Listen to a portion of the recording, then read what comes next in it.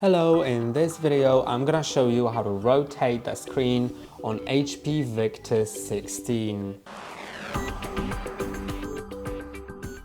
Rotating the screen may be helpful in a few situations, especially if your screen has rotated by an accident and you want to revert it. So let's go to the Start button, then Settings, and now go to System, then Display, and you'll see display orientation, and you can change it here.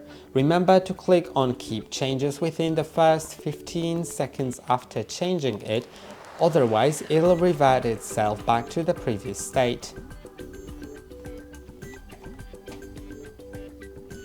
And that's all for today. Don't forget to like and subscribe. See you next time.